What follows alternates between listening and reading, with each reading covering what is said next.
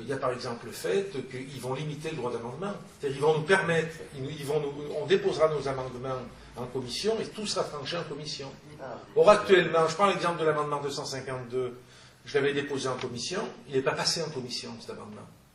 Si, avec la réforme des institutions, je risque de ne jamais pouvoir le faire venir en séance publique. Or, les amendements qu'on fait passer, très souvent, on les fait passer en séance publique. Parce qu'on dépose certains amendements en commission, et s'ils sont votés en commission, ils sont repris, après on n'en a même plus le bénéfice. Politiquement, je veux dire. Donc nous, ce qu'on fait, on dépose certains amendements en commission pour bien marquer le terrain, mais ensuite en séance publique, on en dépose d'autres. Par exemple, l'amendement 252, je l'avais modifié entre la commission et la séance publique. C'est les artifices, mais qui permet d'avoir le vrai débat. Parce que l'OGM, c'est pas la réforme des institutions.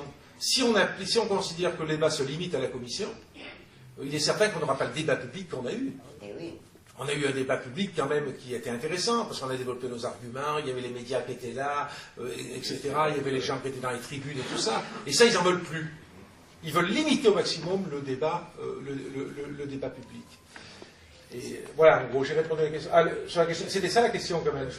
Le coup de force où le gouvernement impose le réexamen d'urgence d'une loi qui a été refusée par l'Assemblée nationale. Oui, c'est-à-dire, c'est ça. Mais le coup de force, ça consistait sur cette loi-là, là.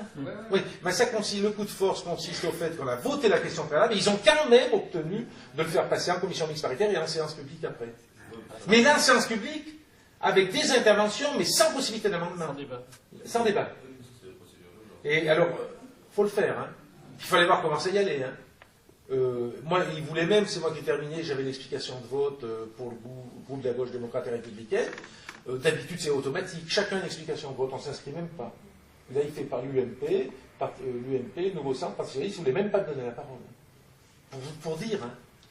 Et j'avais préparé un discours, pas piqué des verres. Hein. Et j'étais content de moi. Hein. Eh bien, je n'ai même pas pu le terminer. Hein. Parce que c'était des hurlements, et le président m'a coupé la parole en disant que je vais passer mon temps, ce qui ne se fait jamais. Vous terminez un texte de loi, vous n'êtes pas à 1 minute près ou 2 minutes près. Mais là, il ne voulait pas qu'on aille au fond du débat. C'est fou, hein. Il faut se rappeler qu'en 67, on se battait contre les ordonnances, et aujourd'hui, ce qui s'est passé avec les doubles coups de force, au moment même où on parle de donner de nouveaux moyens aux parlementaires, c'est une farce. On vit dans un régime qui est pire que celui qu'on a vécu, qui était un régime qui était celui de De Gaulle, mais qui au moins avait la franchise d'annoncer la couleur et de faire passer les ordonnances. T'étais peut-être pas encore, t'étais encore au culotte courte à l'époque. En quelle année? En 67. Ah, j'avais 17 ans quand même. Ah bon, d'accord. Et donc on faisait les grandes grèves qui ont préparé 68 contre les ordonnances, contre la sécurité sociale, etc. Et ce gouvernement-là aujourd'hui n'a même pas le courage, passe par des subterfuges pour arriver au même résultat. Et bien bravo, les nouveaux droits donnés aux parlementaires. Et c'est ça qu'il faut expliquer aujourd'hui aux gens, qu'on est dans un régime de dérive libérale totale. Il y a un article passionnant cette semaine sur le Nouvel Observateur à propos des lobbies, des relations entre les lobbies industriels, tous les lobbies industriels, et les parlementaires. Et ça, il faut aussi s'en imprégner. Hein. Et là, le deuxième risque important, puisqu'on est sur la loi sur les institutions, il y a l'objectif, derrière tout ça, c'est le bipartisme. S'il y a actuellement ces discussions entre le Parti socialiste et l'UMP, parce que la volonté derrière tout ça, c'est que la réforme des institutions aujourd'hui qui profite à la majorité UMP, il faut que demain elle puisse profiter à une majorité socialiste. Et donc le gros risque, c'est pour ça qu'ils ne veulent pas de proportionnel, le gros risque c'est le bipartisme. D'ailleurs, au niveau des élections régionales, on n'a pas tout vu, hein, ils n'ont pas encore fixé le mode de scrutin. Ils refusent de mettre une dose de proportionnelle, même ce qui a été proposé par la commission Balladur. Hein. Ils refusent de mettre une note de proportionnelle dans la réforme des institutions. Ils renvoient au réglementaire ou je ne sais pas quoi, enfin bon, parce qu'ils veulent le bipartisme. Et au niveau des régionales, moi, par exemple en Auvergne, on avait fait une liste propre. Bon, communistes, républicains, partenaires, enfin c'était pas, on avait fait une liste propre, hein. On avait fait 9,2%. Et on a eu donc, et pourtant on n'avait pas beaucoup de chance. Hein.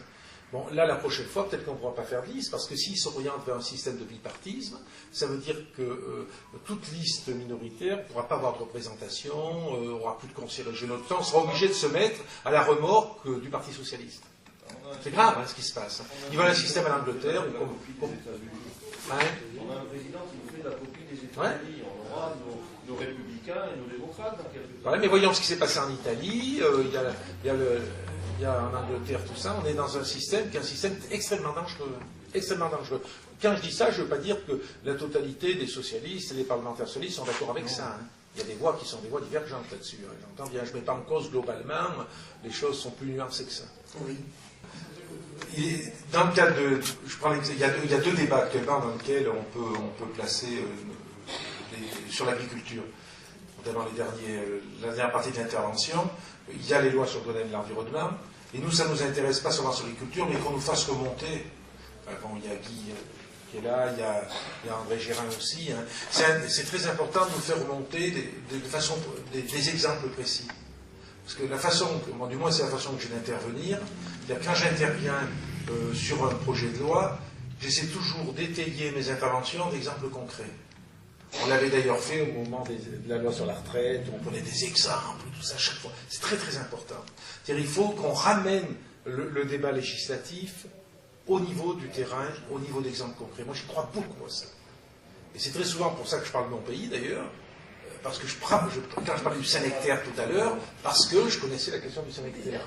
Et donc, je le dis, hein, avec les parlementaires communistes que vous avez sur le département, et puis nous, ensuite, on se partage en fonction de domaine de compétences, nos interventions sur les projets de loi, faites remonter des exemples, mais de façon synthétique un peu, bien sûr.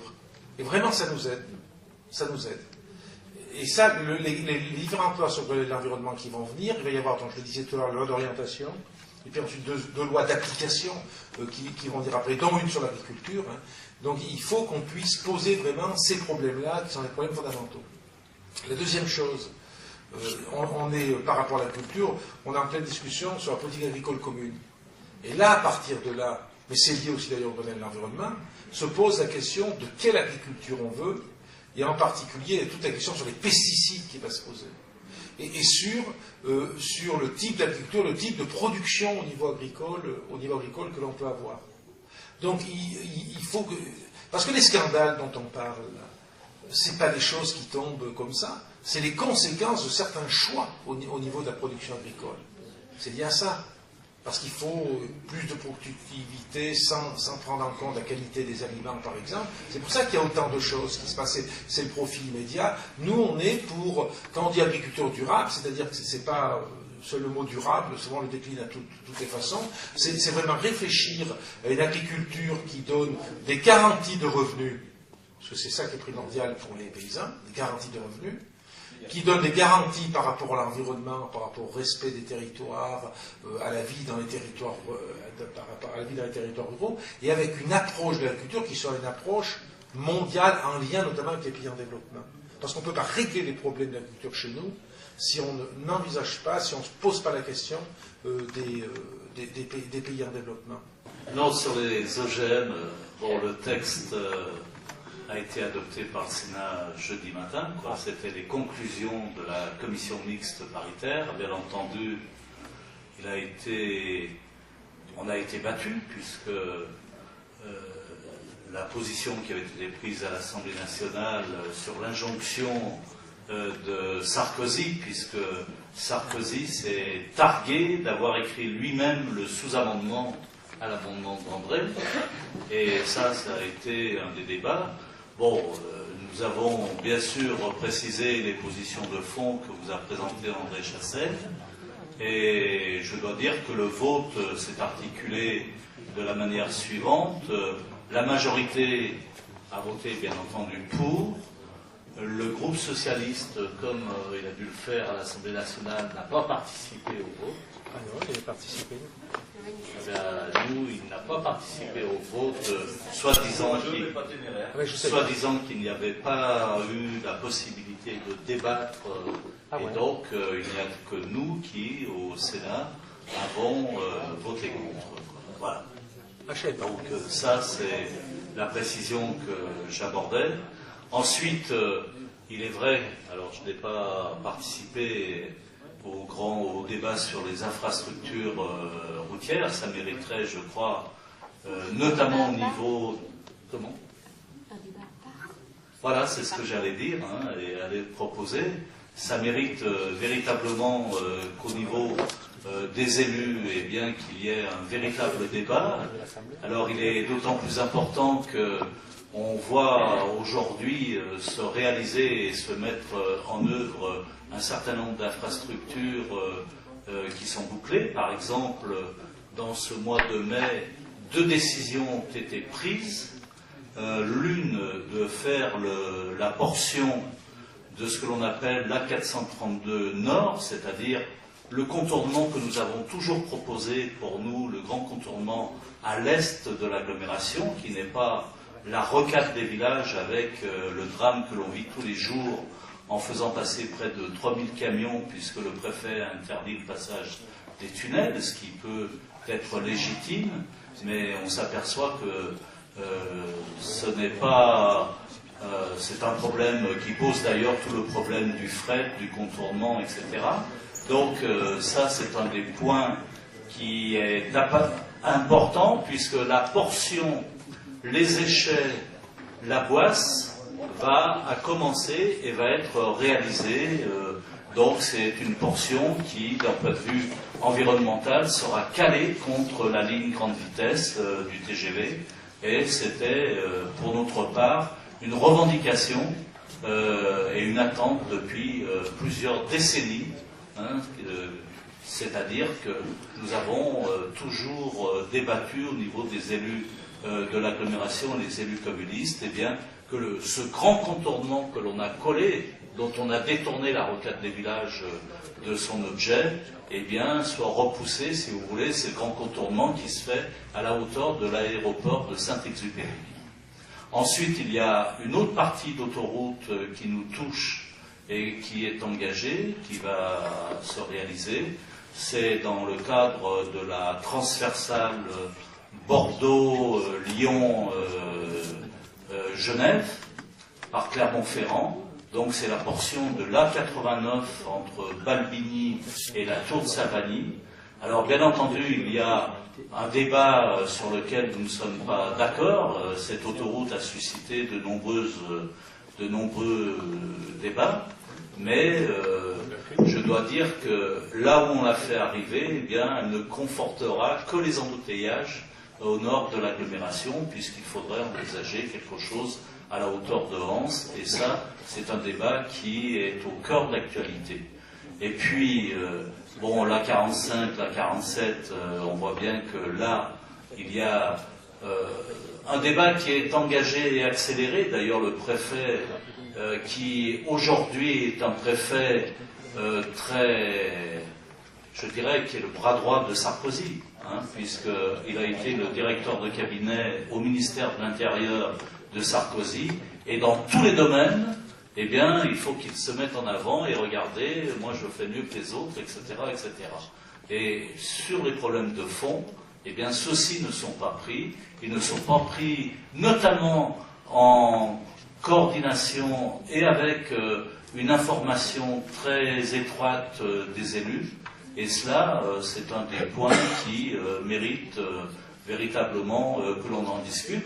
Alors tout cela, il faut signaler, ça s'accélère parce que un certain nombre de lois ont été votées, et l'une plus particulièrement, celle que l'on appelle partenariat public-privé, vous en entendrez souvent parler, eh bien, qui, notamment, l'État s'est complètement, avec les grandes collectivités, n'ayons pas peur de dire le mot, se sont complètement désengagés et confieront, en s'appuyant sur cette loi, partenariat public-privé, la réalisation d'infrastructures. Alors soit ce seront des concessions, soit ce seront des délégations de services publics, soit ce seront des conventions de partenariat public-privé, mais on peut dire que maintenant, eh bien, c'est la fin des appels d'offres, pratiquement.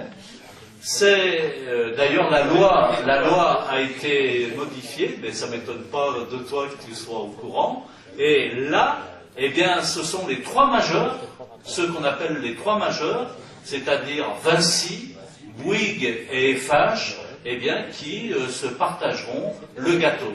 Et ça va même plus loin, parce que, par exemple, Je donne un exemple sur l'agglomération lyonnaise pour illustrer. L'hôpital mère-enfant, c'est-à-dire l'hôpital qui remplace l'hôpital de Brousse, qui vient d'ouvrir et qui est un hôpital très important, eh bien, a fait l'objet notamment d'appels d'offres, mais la conception a été dévolue au service technique des hospices civils de Lyon, quoi. Eh bien, maintenant, ce sera terminé. C'est-à-dire que pour un hôpital, ce sera très bien, ça pourra être très bien Vinci qui dit, ben moi, je suis capable de faire ceci, et d'en assurer le fonctionnement pendant un certain nombre d'années. On a l'exemple dans un département, bien, c'est là aussi un grand major, un des 3 majeurs, qui vient de construire un collège. Et quand on voit, par exemple, eh bien, on se rend bien compte que cela va nourrir la privatisation, cela va nourrir la course aux dividendes, cela va nourrir une hausse de nos impôts parce qu'ils ne travaillent pas à l'œil. Hein. Donc, ce sont des points qui, dans une grande agglomération comme la nôtre, eh bien, méritent d'être véritablement posés.